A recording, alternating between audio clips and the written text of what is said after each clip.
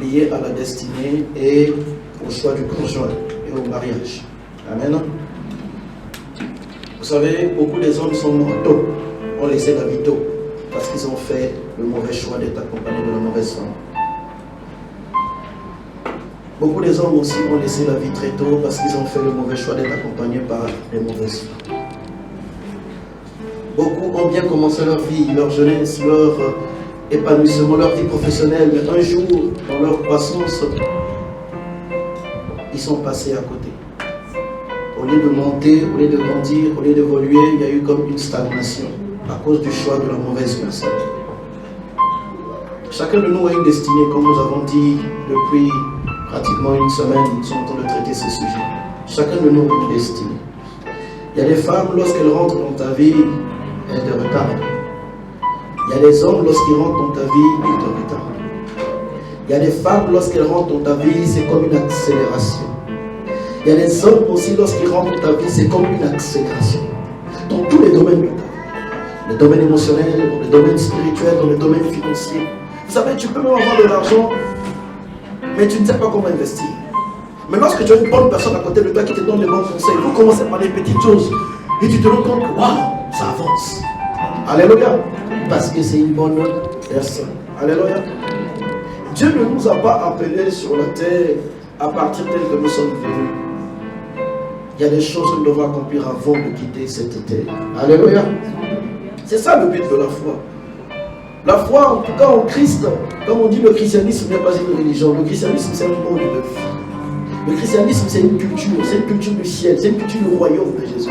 Vous allez remarquer une chose, quand Jésus arrive, il ne vient pas pour annoncer. Dieu, il ne parle pas de Dieu au départ. Quand Jésus arrive, il vient annoncer le message du royaume.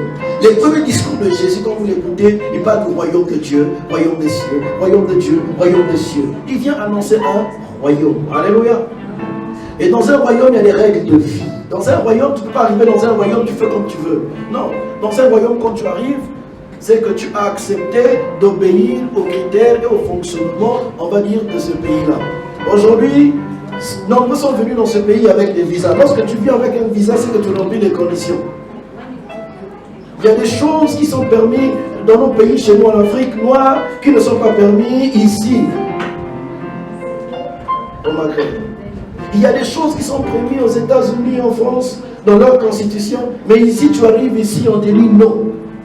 Selon la constitution, tu ne peux pas parler mal d'Allah, tu ne peux pas parler mal du roi. Parce que d'après la constitution marocaine, il y a Allah, donc il y a Dieu, comme c'est un pays musulman, et il y a le roi et il y a le pays. C'est pourquoi avant de commencer chaque discours, honneur à Allah, honneur au roi, et on parle au peuple. Alléluia.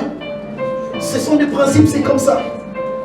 Et si demain, aujourd'hui, tu pars en Suisse, tu pars en France, tu pars en Belgique, lorsque tu arrives, il y a aussi des conditions, il y a une constitution qui est là que tu dois respecter. Alléluia. Et quand tu ne respectes pas ces conditions, tu deviens hors la loi. Et donc, le mariage est une institution établie par le Seigneur. La famille devait commencer et doit commencer par le mariage. Les fondements de la famille, c'est par le mariage. Aujourd'hui, même si nous parlons de mariage homosexuel, un homme ne peut pas faire d'enfant. Une femme ne peut pas faire d'enfant. Pourquoi ils partent adopter? Parce que dans les conditions de la procréation et de la multiplication sur la terre, Dieu avait déjà dessiné, avait déjà placé un cadre. C'est l'homme et la femme qui devaient faire un enfant. Alléluia. Et le diable, lorsqu'il est tombé sur la terre, la Bible déclare qu'il est descendu sur la terre avec une grande colère. Et lorsqu'il est arrivé sur la terre, il est venu pervertir les règles de Dieu. Alléluia. Et vous allez voir que lorsque vous lisez surtout l'histoire des peuples, l'histoire des civilisations, il y a beaucoup de choses en fait qui étaient basées sur les principes divins. Mais aujourd'hui, l'homme s'est perverti. Chez nous en Afrique, par exemple, on parle de dot. On ne peut pas parler de mariage sans dot. Et lorsque vous lisez même dans les traditions bibliques, on parle aussi de dot. La dot, c'est le prix à payer pour se mettre avec une femme, pour se mettre avec un homme, devant les hommes, devant la famille. Alléluia. Tu ne peux pas venir comme ça pour une femme comme ça. Non, ce n'est pas possible. Mais ce principe existe encore dans nos cultures. Beaucoup de gens ne savent pas que ces cultures, ces principes ont aussi existé en Occident. Quand vous lisez l'histoire de la France, quand la France était encore un royaume, vous allez voir une chose. Lorsque la princesse, je ne sais pas quelle génération, qui est partie épouser le prince d'Angleterre, mais il y a eu une dot qui a été versée. Lorsque je pense que c'était le prince, oui, une princesse aussi en France qui est partie épouser, non, prince, en France c'était un prince, je me rappelle de quel prince s'agit-il, lorsqu'il est parti épouser une princesse en Espagne, parce qu'il y avait des guerres, les mariages étaient les moments pour créer des alliances. Alléluia. Mais il y a une dot aussi qui a été versée. Il y a une dot qui a été versée. Et au fil du temps, lorsque la religion catholique est arrivée, a enlevé l'autorité de la famille dans le mariage, a mis l'autorité politique et l'autorité religieuse. Et au fil du temps, lorsque la République est arrivée, on a séparé l'autorité religieuse de l'autorité politique, dans le pouvoir religieux et le pouvoir politique. On parle maintenant du mariage religieux à l'église et du mariage civil devant l'autorité politique. Et la famille n'a plus eu d'influence. Mais lorsque vous lisez l'histoire même de l'Occident, vous allez voir qu'il y a certains pays, même en Europe, qui ont gardé le principe de la dot. Au Portugal, par exemple, il y a certaines familles qui sont très traditionnelles quand tu arrives, mais il y a une dot symbolique qui est demandée. En Roumanie, lorsque vous partez, il y a une dot symbolique qui est demandée. Il y a une dot qui est demandée. J'ai un frère à moi qui s'est marié avec une Roumaine, mais il a versé la dot. Le mariage traditionnel, quand ça se passe chez nous en Afrique, ils ont fait ça en Roumanie. J'ai un autre frère à moi, un cousin à moi qui s'est marié avec une fille très française, mais qui a des origines portugaises. La grand-mère lui a demandé de verser une dot symbolique. Donc ne pensez pas que parce que dans leur culture à eux, le diable s'est infiltré pour couper le principe du mariage, enlever cette histoire de dot, que bon, les Africains se sont assis et puis ils ont imaginé les choses. Non, c'est spirituel. Alléluia. Et c'est des traditions qui ont perduré dans le temps. Parce qu'en fait, l'étude des civilisations, dans la civilisation égyptienne, là on sort tout. Parce que même dans la civilisation gréco-romaine, ils ont pris des choses en Égypte. Le calendrier n'a pas commencé avec les Romains. Le calendrier a commencé avec les Égyptiens. Et les Égyptiens de l'époque étaient des Africains. Noirs africains comme toi. Alléluia. La géométrie, toutes ces choses, la géométrie dans l'espace, la philosophie, la pensée, tout a commencé là-bas. Et lorsque vous lisez, vous allez voir, ce n'est pas le temps de décortiquer toute cette histoire, mais vous allez voir que ça a commencé là-bas. Maintenant, lorsqu'on parlait de mariage de dot, cela dépendait de culture et de tradition. Alléluia. Donc c'est pour dire que le mariage, c'est le fondement pour former une famille. C'est pourquoi c'est important, avant de fonder une famille, de choisir avec qui tu vas fonder ta famille. Alléluia. Beaucoup ont fait des erreurs dans la vie, bon, à cause de l'ignorance. Mais une fois que le Seigneur a ouvert les yeux, ils ont marché avec le Seigneur dans les choix et dans les décisions. Amen. Donc on a vu beaucoup de principes, je ne vais pas citer toutes ces choses, mais nous allons plutôt avancer. Amen. Nous allons plutôt avancer. Le dernier principe que nous avons vu la semaine dernière sur le mariage, c'était le 4e principe où nous avons parlé le principe du mariage dans les tribus pour préserver l'héritage. Le principe du mariage, est-ce que notre lectrice peut se préparer? Je voudrais que nous l'interrogeons aujourd'hui aussi. Je disais que le principe de mariage dans les tribus pour préserver l'héritage. Alléluia. Nous sommes en train de parler des choses spirituelles. Amen. Et Jésus nous dit que la nature ne vous enseigne-t-elle pas? Il y a des choses que la nature vit aujourd'hui, nous manifestons dans nos natures, dans nos cultures, dans nos traditions. En fait, ce sont des choses qui reflètent du spirituel. Alléluia. Qui reflètent du spirituel. Lorsque nous avons lu dans le livre de Nombres, chapitre 27, à partir du verset 1 au verset 11, la Bible nous parle des enfants de Tchelta, de la tribu de Manassé. Et Manassé, qui est un enfant de Joseph, adopté par son père Jacob. Et les filles de Tchelta, d'après la loi que Dieu avait donnée à Moïse, les hommes devaient recevoir l'héritage. L'héritage ne devait pas revenir aux femmes, l'héritage devait revenir aux hommes de la famille. Et chaque tribu avait son héritage. Chaque tribu avait une terre, avait un héritage que le Seigneur avait dit dans la culture juive. C'est la loi que Dieu donne à Moïse. Et il dit que l'héritage devait revenir aux hommes. Et un jour, Tchelta meurt. Lorsque Tchelta est mort, ses filles se sont rendues compte qu'elles étaient nombreuses. L'héritage, tout ce que Dieu avait promis, leur père n'avait pas péché, leur père n'avait pas fait du mal. Pourquoi est-ce qu'elles devaient perdre l'héritage? Ils sont allés voir Moïse, ils disent, mais Moïse, c'est pas normal. Notre père n'avait pas péché, notre père n'était pas en désaccord avec Dieu. Notre père est mort, nous avons le droit de garder notre héritage. Et Moïse va dire, mais d'accord, je vais aller prier Dieu. Lorsqu'il va prier Dieu, Dieu lui dit, les filles de Tchabtchab ont raison. Et quelque temps après, les frères, donc les oncles, les frères de Tchabtchab, les oncles des filles de Tchabtchab aussi, ont dit, mais non, si les filles se marient avec les gens d'une autre tribu, lorsqu'elles vont se marier, alors notre héritage qui est destiné, notre terre, nous, on va partager ça avec d'autres tribus parce que nos filles vont se marier avec d'autres personnes. Ils vont encore aller voir Moïse. Moïse aussi va encore prier. Dieu lui dit aussi que ces hommes-là aussi ont raison. Et Dieu va poser maintenant la condition pour dire que les filles-là, pour garder l'héritage, il faudrait que les filles-là se marient avec les hommes de leur tribu. Alléluia. Et je vais essayer de lire ça. Dans Nombre chapitre 36, à partir du verset 5. Du sacrificateur de Madian avec Séphora. Et lorsque nous avons vu l'histoire de la Bible, on s'est rendu compte qu'en fait, la descendance de Madian était la aussi la descendance d'Abraham, même père. C'est du principe. Alléluia. Je vous avais dit que le père, c'est l'origine. Le père, c'est l'origine. Alléluia. Le père, c'est l'origine. Et il doit se marier avec des hommes de la même tribu ou de la tribu de leur père. Amen. On continue. De leur père. Verset 7, il dit, aucun héritage parmi les enfants d'Israël ne passera d'une tribu à une autre, mais les enfants d'Israël s'attacheront chacun à l'héritage de la tribu de ses pères. Waouh!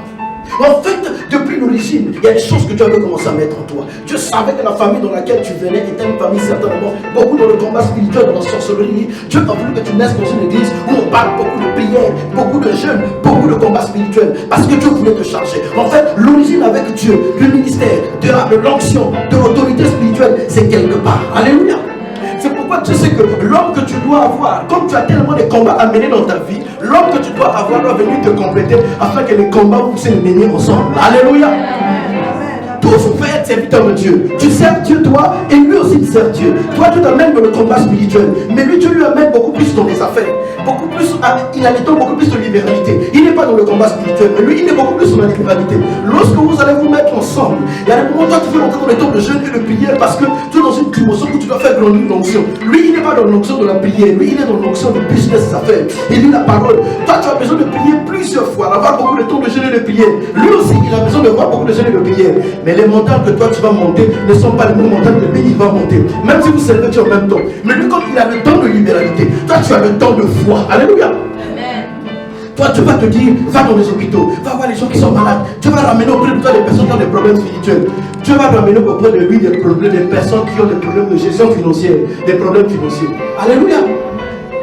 Et ce qui fait que pendant que toi tu veux rentrer dans la présence de Dieu pour rentrer en profondeur, lui tout ce qu'il fait c'est méditer la parole avec toi. C'est parler de comptabilité, de gestion. Parce que lui la grâce que Dieu lui a donnée, c'est pour la gestion financière.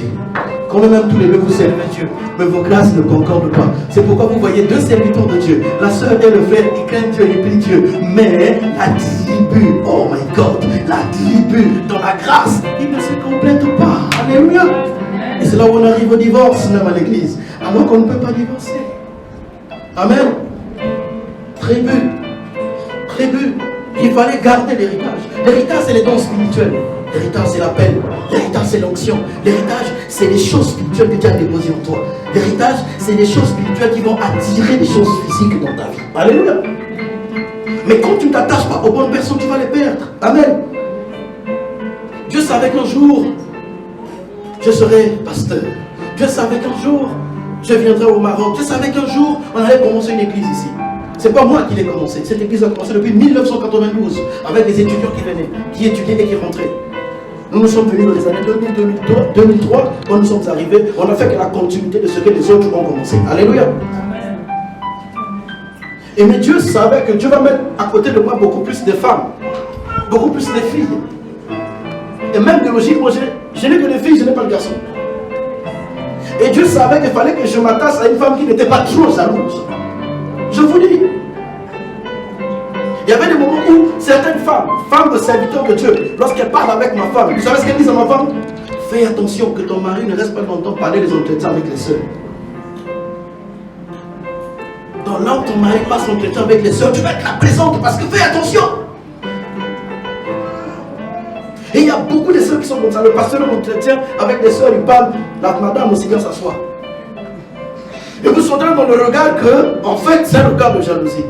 Ce qui fait qu'elle éloigne beaucoup de personnes autour. Alléluia. Je suis venu te dire une chose, ce qui est à toi est à toi. Frère, vous savez, Abraham avait peur.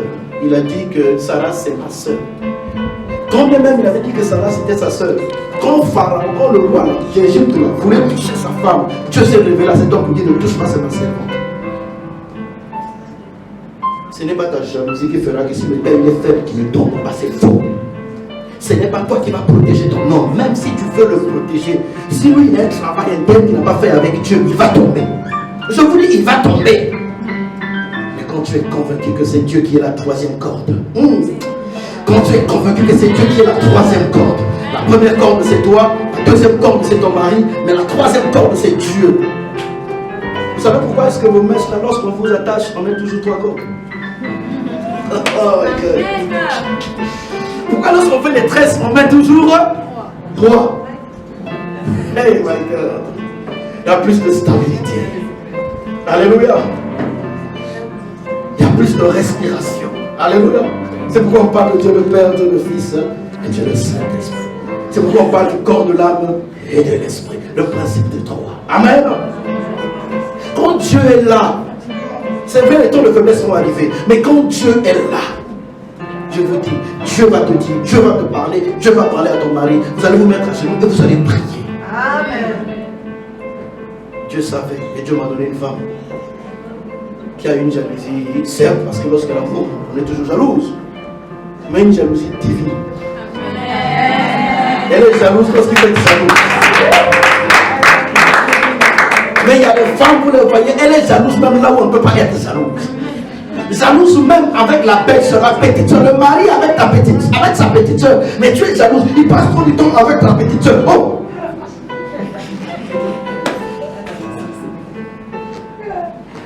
Tu as eu un mari qui avait déjà eu des enfants avant, les enfants ont grandi. Lorsqu'il passe du temps avec ses filles, toi tu es jalouse. C'est quelle jalousie ça? Alors tu ne sais pas qu'il y a des pères qui sont tombés avec leurs filles. Ah! Donc toi tu penses que ton mari va tomber avec sa fille? Cette soeur-là doit vraiment aller encore vraiment devant la parole de Dieu. Tribu. Alléluia. Lorsqu'on parle de tribu ici, il y a 3 caractéristiques. Lorsqu'on parle de tribu, il y a les coutumes, il y a la langue et le langage. Il y a la langue parlée et le langage en général. Alléluia. Et puis il y a la terre. Il y a la terre. Il y a des tribus qui sont nomades. Il y a des tribus qui ont des racines quelque part. Il y a des tribus qui n'habitent que dans les montagnes.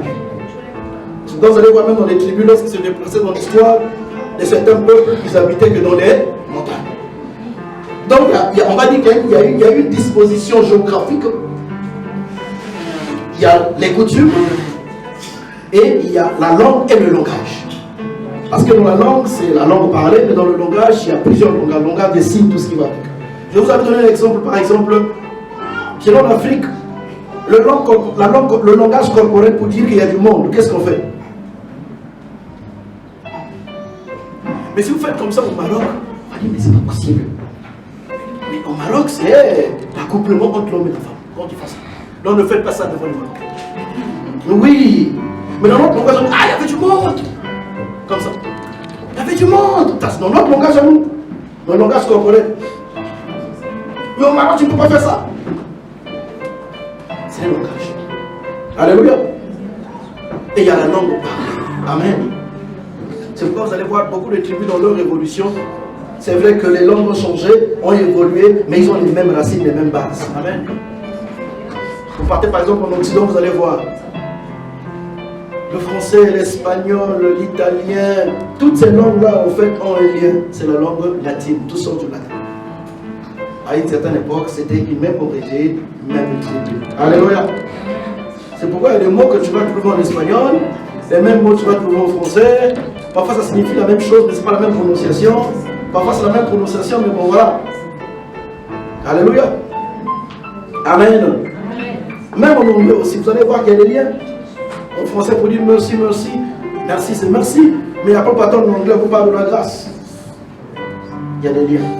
Et c'est pourquoi vous allez voir qu'il y a certaines langues qui se ressemblent, surtout en Afrique. Il y a les mêmes mots, vous allez voir.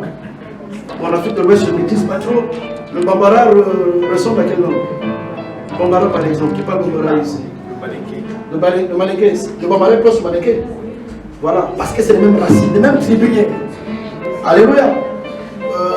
Vous allez rentrer par exemple en Afrique centrale, le Téké. Le Téké, c'est une langue qui est un peu proche un peu du Pounou. Il y a des liens, il y a des mots qui sortent. Parce que il y a des liens. Alléluia. Tribu. Donc, marie-toi avec quelqu'un avec qui vous avez le même langage. Quand même il n'est pas ivoirien ou ivoirien comme toi, mais au moins vous avez le même langage de la vie, le même langage spirituel. Vous allez communiquer et transmettre les mêmes choses à vos enfants. Alléluia. Il y a les coutumes, dans les coutumes, il y a les croyances, il y a la foi, il y a la religion. Dans les coutumes, il y a les valeurs spirituelles. Mariez-vous avec quelqu'un avec qui vous avez les mêmes valeurs spirituelles. Alléluia. Comme ça, la personne saura que l'autre pour le combat spirituel, il est conscient que ma femme est dans un combat spirituel, il va t'accompagner. Mais s'il ne connaît même pas le parler en langue, pendant que tu parles en langue, il te regarde, vous allez dire, voilà, c'est quoi ça? Arrête-moi le bruit, là, moi je vais dormir. Tu brises quelque chose parce que vous n'avez pas le même héritage. Et lorsqu'on parle de l'endroit géographique, marie-toi avec une personne. Lorsque vous venez à son église, tu es à l'aise. Lorsque vous êtes dans les fiançailles, lorsque vous partez à son église, tu es à l'aise. Mais lorsque lui aussi il vient à ton église, il est à l'aise. Et après le mariage, vous allez décider où est-ce que vous allez partir. Mais lorsque tu te maries avec quelqu'un, lorsque vous partez dans son église, il est à l'aise. Lorsqu'il vient dans ton église, il commence à critiquer ton église. Il y a un problème. Déjà là, il y a un problème. Là où tu es né, là où on t'a baptisé, là où on t'accompagne, là où tu es nourri spirituellement, lui il arrive, il insulte, il condamne, il critique. Alors que c'est ton origine. C'est que demain il va critiquer tes parents. Demain il va critiquer ta famille. Alléluia. C'est ça le principe des tribus. C'est l'héritage. Amen. C'est pourquoi veillez sur votre héritage. Tu as un héritage à ne pas perdre, ma soeur. Tu as un héritage à ne pas perdre, mon frère. Tu as un héritage que tu prépares un jour à laisser à tes enfants. Tu as un héritage que tu dois conserver et multiplier pour tes enfants. Alléluia. Un héritier ne se marie qu'avec une héritière. Une héritière ne se marie qu'avec un héritier. C'est pourquoi vous allez voir, même à l'époque des royaumes, les princes n'épousaient que les princesses. Les princesses n'épousaient que les princes. Ou sinon, les notables. Alléluia. Parce que ces gens-là venaient pour sécuriser le royaume. Ah oui, il faut sécuriser le trône. C'est pourquoi les rois ne se donnaient leurs enfants qu'aux enfants des rois. Et vous allez voir que c'est un peu le principe aussi. Chez nous en Afrique, vous allez voir l'enfant de tel président marier l'enfant de tel président, ainsi de suite. C'est pour sécuriser le pouvoir. Dans tous les pays frontaliers, là, pour sécuriser le pouvoir. C'est un principe. Mais nous qui sommes en Christ, la Bible est claire, il n'y a ni juif, il n'y a ni grec. Alléluia. Donc, tu peux te marier avec n'importe quelle nationalité, que tu sois du nord, du sud, oui, il est de l'est et de l'ouest, mariez-vous. Mais une seule condition, ayez les mêmes valeurs spirituelles, ayez le même langage spirituel. Alléluia. Et lorsque vous partez dans un endroit géographique, soyez-en convaincus que c'est là-bas que Dieu vous emmène ensemble et c'est là-bas que vous allez accomplir des choses avec Dieu. Parce que Dieu a une adresse physique où il va te visiter, il va te nourrir. Ici, c'est une adresse où Dieu te nourrit. Ici, c'est une adresse où Dieu est en train de t'équiper. Alléluia. Alléluia. Lorsque vous avez le même langage, vous allez avoir les mêmes fardeaux dans le cœur. Il y a des hommes avec qui vous vous mariez, au départ, oui, mariage, mais une fois qu'il a donné la dot, il te dit que le reste n'est pas obligatoire, tu es déjà ma femme. Alors que toi, ça te dérange, tu sais que tu n'es pas encore sa femme parce que vous êtes dans l'impudicité. Parce que devant les hommes, devant l'église, on ne vous reconnaît pas encore comme marié-femme. Quand même la dot a été déjà versée. Mais lui, il ne te dit pas de problème parce que depuis le départ, vous n'avez pas le même langage. Et tu es obligé de le convaincre.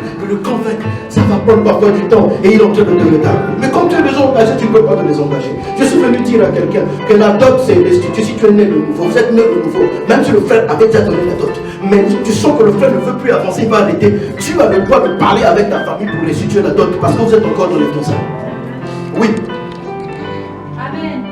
Le mariage c'est lorsque vous arrivez jusqu'à la bénédiction nuptiale. Pour toi qui es né de nouveau. Si tous les deux vous êtes nés de nouveau, tant que vous n'avez pas encore la bénédiction nuptiale, vous n'êtes pas encore marié, vous êtes dans le processus. C'est pourquoi arrangez-vous que ça ne tarde pas. Arrangez-vous que ça passe vite. On fait la dot, on signe le papier et on bénit.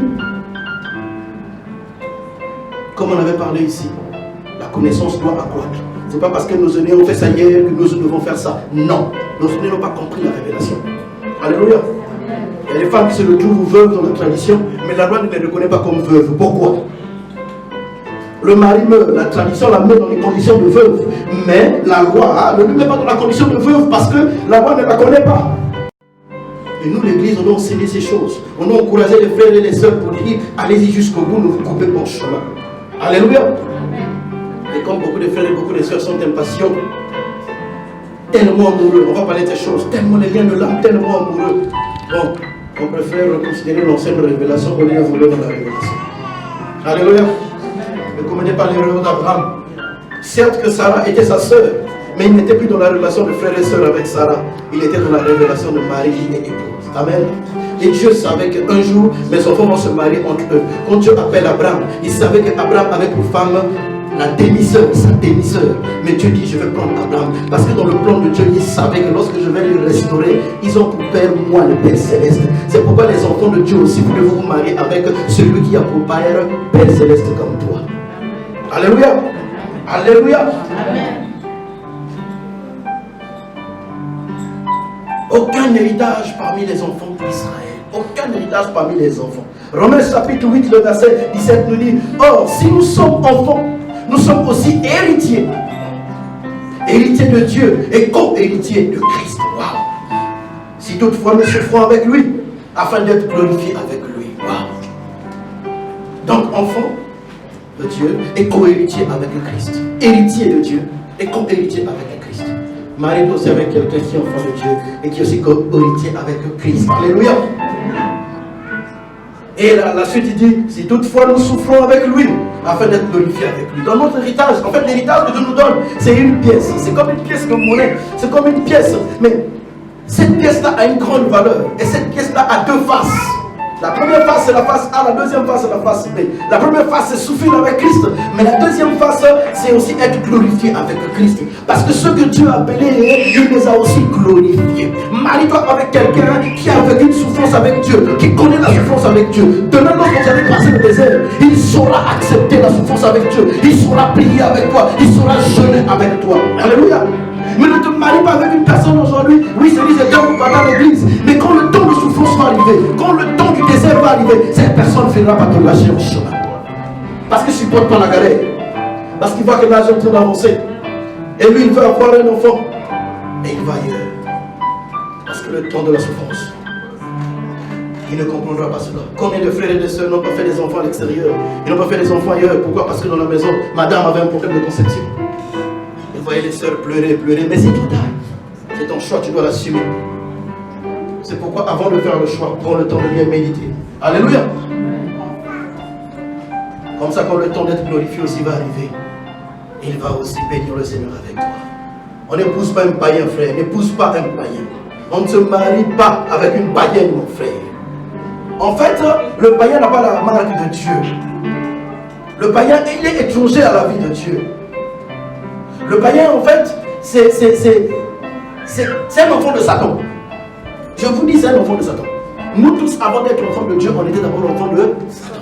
Je vous dis. On faisait la volonté de Satan de manière naturelle. Le péché, le mensonge, l'égoïsme. On faisait ces choses naturellement. On pouvait avoir 3, 4, 5 partenaires, ça ne nous dérange pas. On prenait ça comme de la gloire. Je vous dis. Mais on faisait la volonté de Satan. Mais une fois qu'on est maintenant enfant de Dieu, on marche dans la sanctification, dans la chasteté, jusqu'au mariage. On prie Dieu, on sanctifie son corps. Pourquoi? Parce qu'on veut se sanctifier pour le Seigneur. Là, nous devenons enfants de Dieu. Et lorsque vous partez prendre quelqu'un qui n'a pas les règles de la sanctification, la personne va finir par détruire l'héritage qui est dans votre vie. Alléluia. C'est pourquoi, frère, ne prends pas une femme étrangère. La Bible nous parle de la femme étrangère qui détruit les destinées. Ma soeur, ne prend pas un homme étranger. La Bible déclare que l'homme est le chef de la femme. Imagine, toi, tu es un enfant de Dieu. Tu es chrétien, converti, tu crains le Seigneur. Tu vas épouser un homme qui ne craint pas le Seigneur. Qu'est-ce que tu fais? Tu te mets sous l'autorité de quelqu'un. Tu acceptes que lui, il soit ton chef, qui puisse orienter ta destinée. Mais vous n'avez pas les mêmes bases. Vous n'avez pas le même langage. Il va te orienter ta destinée comment? Il va te détruire après. Je vous dis qu'il va te détruire après. Au lieu que tu grandisses avec le Seigneur, il va te détruire. Il va violer ta foi, il va violer tes valeurs, il va te traiter avec violence, il va te déshonorer, il va te manquer le respect. Je vous dis, combien même il a tort, il ne reconnaîtra pas qu'il a tort. Pourtant, toi, tu as raison, pour lui, le chef, c'est le chef. Combien des hommes n'ont même pas volé l'argent dans le sac de leur femme? Il y a des hommes comme ça, il arrive, il ouvre, il prend, il va. Après, il demande, ah oui, oui, oui. Après, il m'appelle, oui, c'est moi qui avais pu. Je ne me rappelle plus. Même dans les petites choses. Parce que tu es allé prendre quelqu'un avec qui vous n'avez pas la même manière de voir les choses. On ne se marie pas avec un païen. On ne se marie pas avec un païen. Un païen est beaucoup plus sur la violence spirituelle, dans la violence de ta foi. C'est pourquoi lorsque vous lisez l'histoire de Dina, la fille de Jacob qui est sortie, il y a un païen qui l'a vu, il y a un païen qui s'est intéressé à lui. Mais comme ce païen-là, quand on dit païen, c'est quelqu'un qui est étranger à la vie de Dieu. Voilà. Quelqu'un qui ne connaît pas le Dieu d'Israël. C'est ce qu'on appelle païen. Nous aussi, autrefois, nous étions des païens parce qu'on ne connaissait pas Jésus-Christ. Et après, on a connu Christ. Alléluia. Païen, ce n'est pas un mauvais, ce n'est pas insulter quelqu'un. Amen. C'est juste un état où on n'a pas Dieu en nous. Et donc, je disais que Dina est sortie, quand le païen l'a vue, il s'est intéressé à la fille. Mais la première réaction qu'il a eue, c'était quoi? Aller violer Dina. La Bible nous le dit dans le livre de Genèse, nous avons lu ça. Elle est partie violer Dina, la fille de Jacob. Et après, il s'est rendu compte que, en fait, je suis amoureuse de lui. Il s'est parti pour vouloir venir l'épouser. Mais au départ, il a d'abord violé. Mais si ce gars-là, ce païen-là, avait la vie de Dieu, comme il s'est intéressé à Dina, il devait d'abord honorer les parents de Dina. Beaucoup de femmes aujourd'hui, les gars avec qui vous êtes, en fait, ils vous déshonorent. Et vous acceptez d'être déshonorés. Mais parce que, en fait, vous vous êtes mis sous l'autorité des gens qui ne connaissent pas Dieu. Qui ne connaissent pas Dieu. Et il y a des choses qui vont commencer à retarder dans votre vie. Parce que ce sont des gens qui ne connaissent pas les valeurs de Dieu. Mais Dieu avait mis un espace pour faire les enfants. Un espace pour grandir, pour bâtir une famille. Le païen, il ne respecte pas cet espace. Et vous allez voir, beaucoup d'enfants sont loin de la bénédiction de Dieu. Parce que les conditions, le cadre que Dieu avait fixé n'est pas respecté. Nous autres là, nous sommes nés en mariage. Nous sommes nés en mariage. Mais je ne vous dis pas les combats spirituels. Je n'ai pas le temps de rentrer en profondeur de ces choses. Alléluia. Maintenant que vous connaissez Dieu, ne faites pas cette erreur. Amen. Si vous êtes là et que vous êtes dans une relation, vous aimez le frère, vous aimez la soeur, la famille en courant, prenez un temps de prière. Je suis là pour vous accompagner, pour vous aider dans l'organisation. Allez jusqu'au bout de cette affaire. Parce que pendant que vous êtes dans cette situation, les portes sont ouvertes. Vous exposez vos destinées au malin. Et quand je le dis, beaucoup disent que le pasteur Bach qui sépare les couples. Non, c'est pas possible. Je ne sépare pas les couples, mais au contraire, je forme les couples selon Dieu.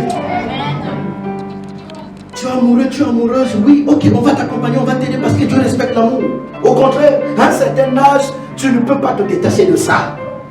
À un certain âge, les hommes vont t'aimer, les hommes vont t'apprécier. Toi aussi, tu vas apprécier. À un certain âge, le langage corporel va commencer à réclamer certaines choses, soit dans le cadre défini par Dieu. Alléluia. Le rôle de l'église, c'est d'accompagner les gens, être dans le cadre défini par Dieu. C'est pourquoi ne prenez pas quelqu'un qui n'a pas les mêmes valeurs que vous. Vous savez, un jour, il y a une sœur que je suis dans une autre ville. La sœur souffrait.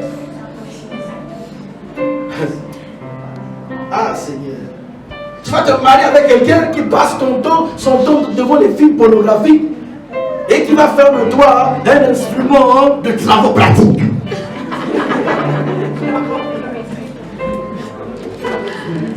Combien de femmes ne pleurent pas dans l'intimité? Combien de femmes, pendant qu'ils sont dans des moments d'intimité avec leur partenaire, elles sont en larmes parce qu'elles intercèdent dans le cœur. Mais qui t'avait dit? Elles pleurent parce que, au lieu que ça soit un moment où elle bénit le Seigneur, un moment de jouissance, un moment où elle vit un épanouissement, elle vit une prison interne. Et quand vous les voyez sortir, elle sourit. Waouh, Seigneur, on s'est marié. C'est bien, c'est bien. Et lorsqu'on veut ne prenez pas les païens, le gars là, non. Les païens vivent des choses. Il y a des couples qui vivent des choses, mais ils ne viendront pas vous le dire. Hein? N'écoutez pas les gens qui vous disent prenez les païens. N'écoutez pas ça. Et tu es un enfant de Dieu. Dieu va envoyer quelqu'un pour moi. Même si la théorie qui dit qu'il y a beaucoup d'hommes beaucoup de femmes sur la terre que les hommes, on s'en fout de ça. Tu es un enfant de Dieu. Alléluia. Je vous lis. Je vous lis. La Bible déclare au livre de Psaume, on va peut-être lire ça. La malédiction est comme un manteau. Ça enveloppe. C'est comme quelque chose qui coule dans le sang. Comme la moelle qui coule dans les os. C'est la malédiction. Quand tu vas épouser un homme qui est sous la malédiction, lorsqu'il va venir t'envelopper, tu sais ce qu'il va faire? Il va te communiquer cela comme un manteau. Inversement aussi avec la femme. Elle va te donner cela comme une malédiction. Tu vas prendre un homme qui est accro au film pornographique. Mais il est impossible. Il énonce classiquement ce qu'on appelle, parce qu'il y a la possession, il y a l'obsession et il y a l'oppression démoniaque. Donc tu es déjà allé prendre quelqu'un qui est obsédé. L'obsession démoniaque. Or, l'obsession appelle toujours à la possession.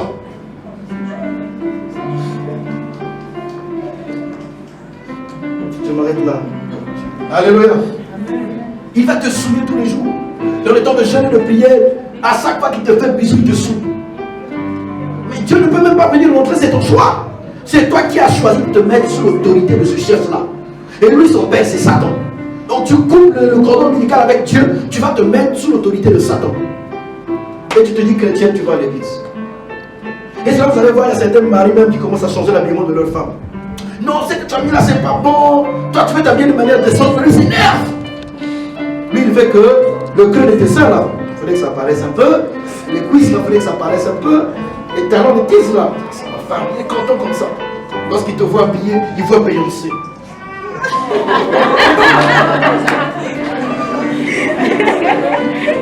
Tu mets des messes, des tresses, il dit non, c'est pas ça. Il va te prendre les tissages, les vrais cheveux là, jusqu'ici. Non.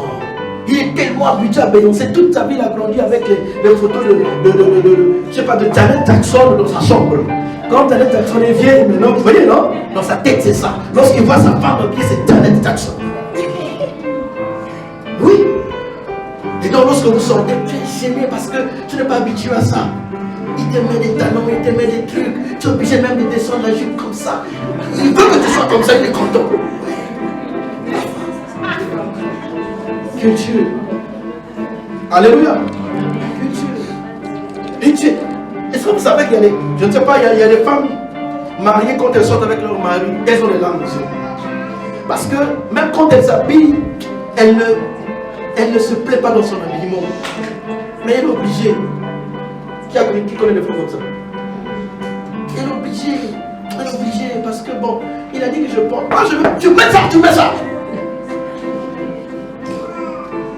Il y avait un monsieur qui avait, une chrétienne qui avait, Juge au chapitre 4, Juge chapitre 16, le verset 4.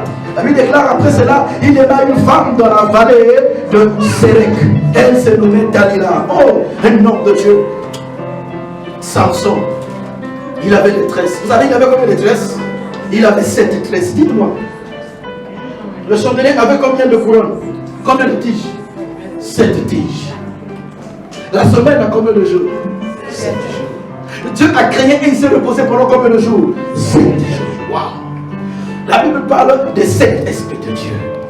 Samson avait 7 tresses, comme des mèches, des grosses mèches, mais naturelles comme des locks. C'est pourquoi les locks là, c'est pas un péché. Faites attention. Même les mèches là, les ajouts là, c'est pas un péché. On doit vous enseigner à quel moment est-ce que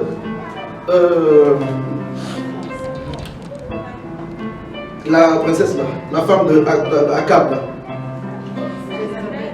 Jézabel a pris possession de ces choses. C'est pourquoi lorsque vous voyez un homme avec des tresses, ne dites pas que ah, c'est Bob Marley, non? Même Bob Marley n'était pas dans le péché. J'oublie. Alléluia. Donc Samson, il avait 7 tresses. L'onction, le Saint-Esprit, la sagesse, l'intelligence reposée sur la tête. Waouh. Mais il est parti s'amouracher à une femme, mais qui ne remplissait pas les conditions de la prophétie. Écoutez, quand Samson est né, Dieu dit, quand Samson est né, Dieu dit une chose. On dit à Samson, dans Juge chapitre 4, chapitre 16, quand Samson est né, vous allez voir, la Bible déclare quoi? Que Samson, là, sa mère a dit que votre fils, le rasoir ne peut pas lui passer derrière la tête. Et dit que Samson ne va pas prendre du vin. Il va donner. C'est ça les coutumes, les croyances. les traditions, on les respecte. Alléluia. Les valeurs de la famille, les valeurs traditionnelles, on les respecte. Aujourd'hui, quand vous partez dans des pays comme la France, ils ont ce qu'on appelle les valeurs de la République, on les respecte, les valeurs. Il y en a tout en France. Nous, les francophones, on a fait que du copier-coller. Hein? On s'inscrit plus dans la France, nous, les francophones. C'est quoi les gens en France? Il y a quoi?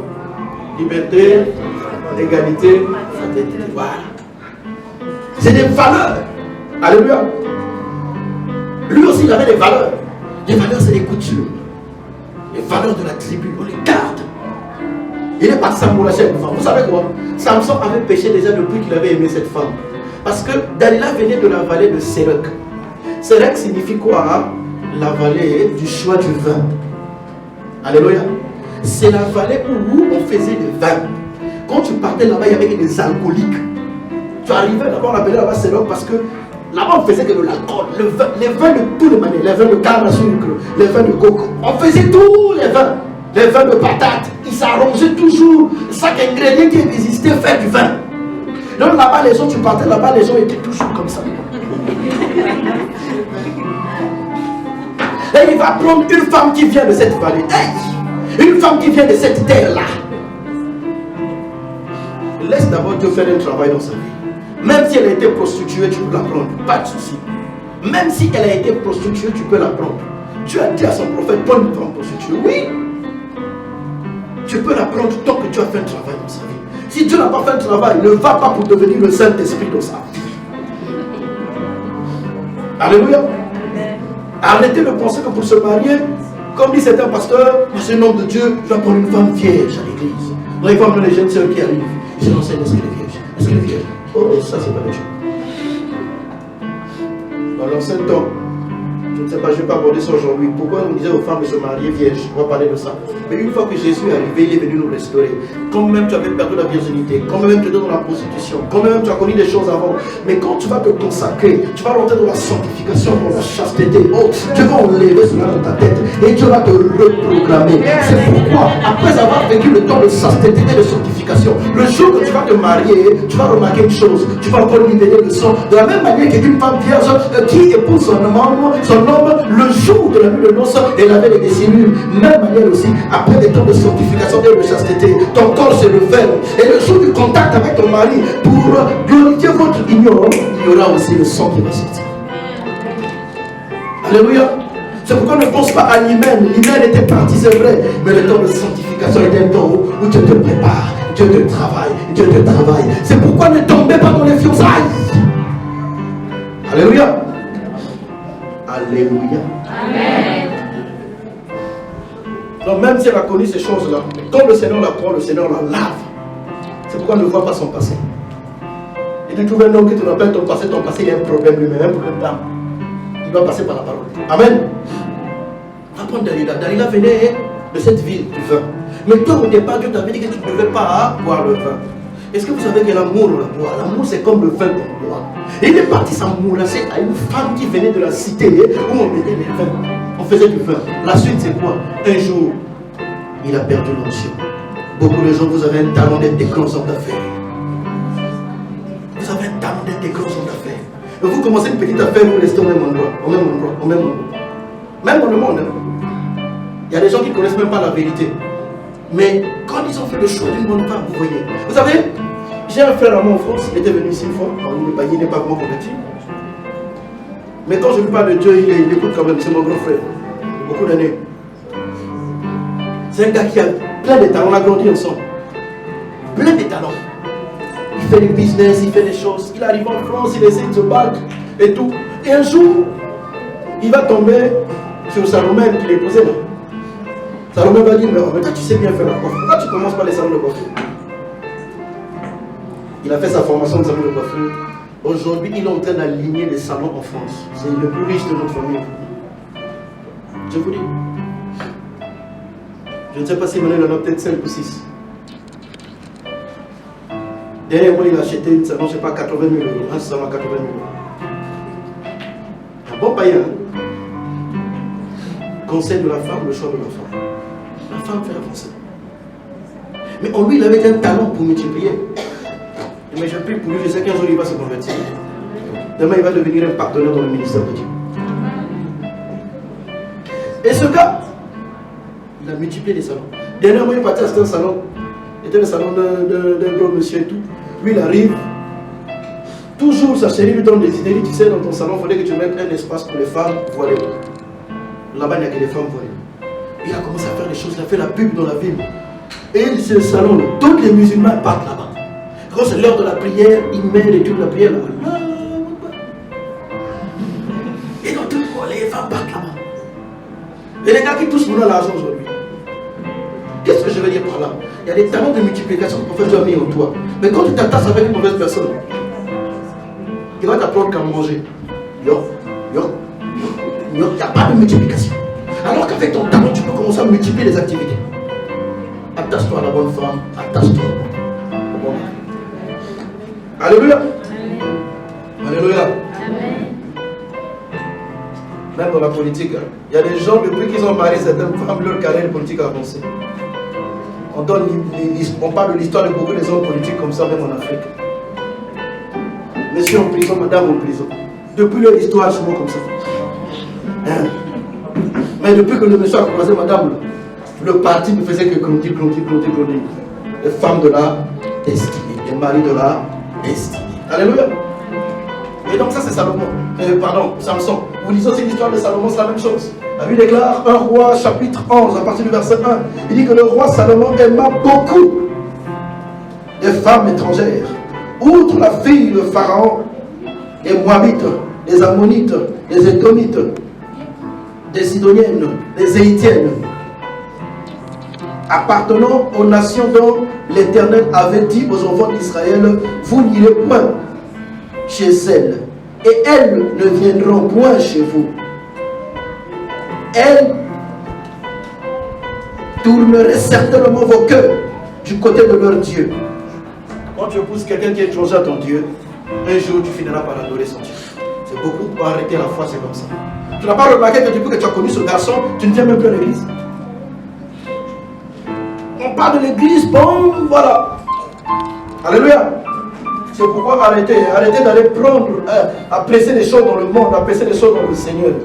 Il y a parfois des hommes que vous cherchez, vous priez, mais vous voyez à l'extérieur, alors qu'à l'église aussi, Dieu a mis des frères, des bons frères aussi. Là, je vais toucher quand même ce point-là. À l'église, je ne vois personne, pasteur. T'es sûr qu'à l'église, je ne vois personne, pasteur. Tu as prié, tu as jeûné, il n'y a personne.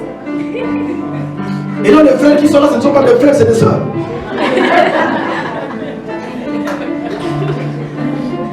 Parfois, il est même à côté de toi, mais tu ne te rends pas compte. Le pasteur, c'est un ami, c'est mon frère. Vous êtes même père, même mère.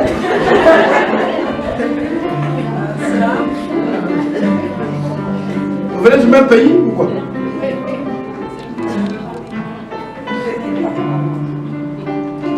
Je ne suis pas en train de dire que c'est lui, hein, mais il faut prier. Alléluia. Attention au lien de l'âme. Salomon, c'était le monde. Les gens venaient voir Salomon pour consulter la sagesse. Les femmes venaient voir Salomon, apporter Salomon des présents. Les femmes, c'était aussi des reines, hein? Des reines, des princesses, des femmes nobles qui avaient beaucoup d'argent. C'est pourquoi faire attention. Même l'onction va tirer, hein? Ton onction va tirer, ma soeur. Ma fille, ton onction va tirer, mais fais attention. L'onction attire les mouches, les fourmis, les abeilles. C'est comme le miel. Le miel attire les mouches, les fourmis, les abeilles. Mais dites-moi, qu'est-ce qui est bien pour le miel? Est-ce que les fourmis sont bien pour le miel? Non. Est-ce que les mouches sont bien pour le miel? Non. Mais est-ce que les abeilles sont bien pour le miel? Oui. Et donc ton onction a fait attention. Quand l'abeille arrive, il va multiplier le miel. Il prend un peu de miel, il va mettre encore la sémence dans d'autres cruches, ça se multiplie. Alléluia. Mais quand la fourmi arrive, la fourmi ne s'est pas multipliée, elle vient bouffer, sucer. La mouche arrive, non seulement il suce, mais il laisse aussi des tares. Et tu dis, oh Dieu, la beauté est une onction. La beauté est une grâce. Alléluia. Il faut faire attention aux gens que tu attires. Amen.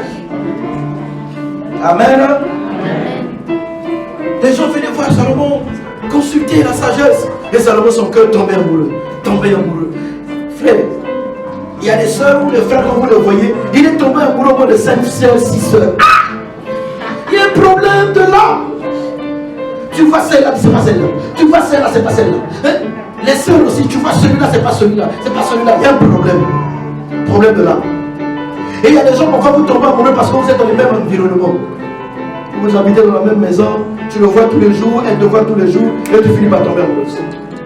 Et demain tu regrettes. Évitez ça. Alléluia. Problème de l'âme. Et l'âme s'attache aussi pendant les rapports sexuels. Toi, quand vous êtes connecté, tu n'arrives plus à te déconnecter. Il a possédé ton âme. Toi aussi, tu as possédé son âme. Mais parce que tu es tombé dans le péché, hors cadre défini par Dieu.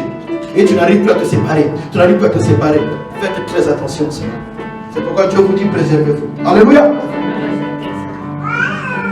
Ça, c'était pour les gens qui n'ont pas encore fait le choix. Maintenant, il y a ceux qui ont déjà peut-être fait le choix, qui sont peut-être mariés, qui m'ont dit, mais pasteur, moi dans ma situation, dans ma condition, je suis déjà marié. Je n'avais pas cette révélation. Je n'avais pas cette parole. Je suis déjà engagé dans une relation. Nous nous sommes déjà mariés. Que faire, pasteur? Dois-je divorcer? Dois-je me séparer de cet homme? Que dit la parole? Que dit la parole?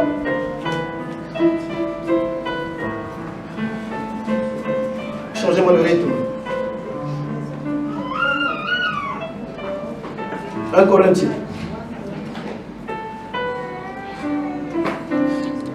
1 Corinthiens.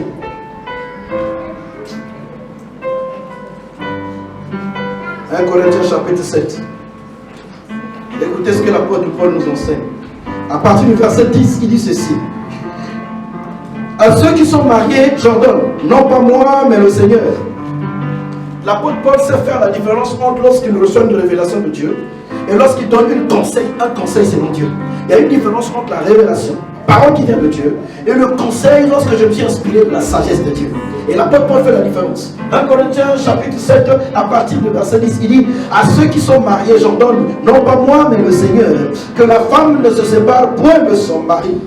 Si elle est séparée, qu'elle demeure sans se marier, ou qu'elle se réconcilie avec son mari, et que le mari ne répudie pas sa femme. En fait, là il est en train de dire qu'il n'y a pas de divorce. Nombreux ont divorcé par ignorance, ils ne connaissaient pas la parole. Mais une fois que le Seigneur rentre dans ta vie, ça c'est un nouveau commencement, le Seigneur est avec toi, marche dans la parole.